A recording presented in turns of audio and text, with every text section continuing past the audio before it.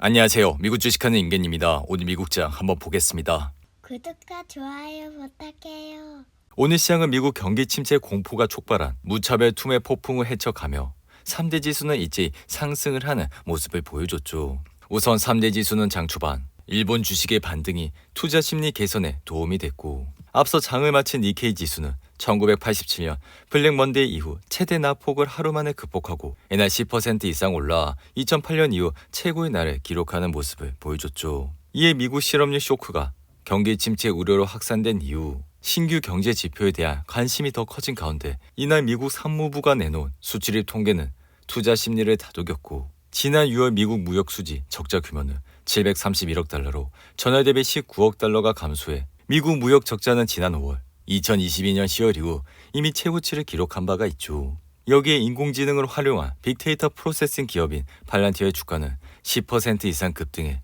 팔란티어는 견고한 성장세를 보이며 연간 가이던스를 상향 조정하면서 여전히 AI 수요가 강력하다는 것을 보여줬는데, 이에 인공지능 대장 엔비디아의 주가는 이날 4% 가까이 상승을 하면서 104달러로 마감했고, 이에 엔비디아는 전날 경기 침체 우려에 차세대 칩인 블랙엘의 설계 결함으로 출시가 3개월가량 늦어질 것이란 우려가 나오며 한때 100달러 선이 무너졌지만, 이날은 기존 칩 수요가 여전히 탄탄해 매출 타격은 제한적이란 분석이 나오면서 주가는 3.78% 상승을 하는 모습을 보여줬죠. 이로 인해 엔비디아는 TSMC와 블랙엘의 설계를 약간 수정해 지연 시간을 3개월로 줄이려 애를 쓰고 있어. 개인적인 생각은 블랙엘 출시 연기가 엔비디아 실적엔 큰 영향을 미치지 않을 것이라 B200 칩은 기존 계획과 유사하게 매출을 유지할 수 있기에 현 세대 AI 칩인 호퍼의 생산을 더 오래 유지할 수 있을 것이라 생각이 드는데, 여기에 더해 강력한 AI 수요를 감안할 때 시장은 호퍼 칩에 대한 수요를 계속 늘릴 것이라 생각이 들며, 이는 블랙의 매출 감소를 부분적으로 상쇄하는 데 도움이 될 것이라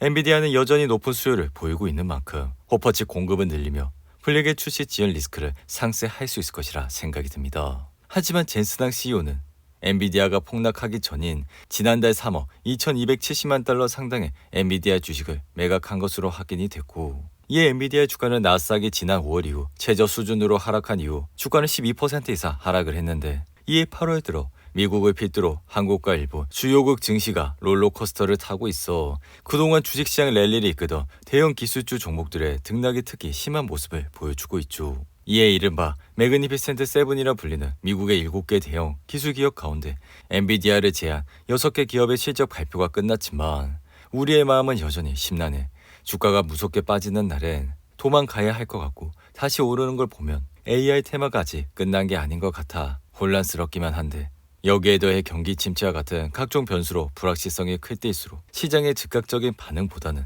개별 기업의 방향성을 뜯어봐야 올바른 투자 판단을 내릴 수 있다 생각이 드는데, 이에 빅테크 가운데 테슬라와 구글은 시장을 실망시키며 AI 거품론에 불을 지폈고, 테슬라의 2분기 매출은 좋았지만 주당 순이익은 0.52달러와 마진율은 6.3%로 시장의 기대치를 못 미쳐 이 같은 행보는 테슬라가 전기차 가격을 계속 내려온 탓이라 할 수 있죠. 여기에 더해 8월 8일로 예정됐던 로보택시 공개 일정 역시 10월 10일로 밀린 점이 시장의 실망을 더욱 키웠는데, 이에 테슬라의 주가는 2분기 실적 발표 이후 12% 이상 급락해 좋지 않은 흐름세를 보였고, 그 이후 주가는 더욱더 하락하면서 현재는 200달러 수준에서 주가는 멈춰있는 모습을 나타내고 있죠. 여기에 더해 테슬라는 5개 분기 연속 어닝 미스가 나와 여전히 펀더멘탈 측면에선 좋지 않은 모습을 보여 개인적인 생각은 테슬라가 많이 내려왔다 생각은 하지만 다가오는 3분기 실적을 확인을 하시고 투자를 해도 늦지 않다 생각이 드는데, 반면 이번 실적 시즌에 모범생은 메타였고, 메타는 2분기 광고 매출이 22%나 늘어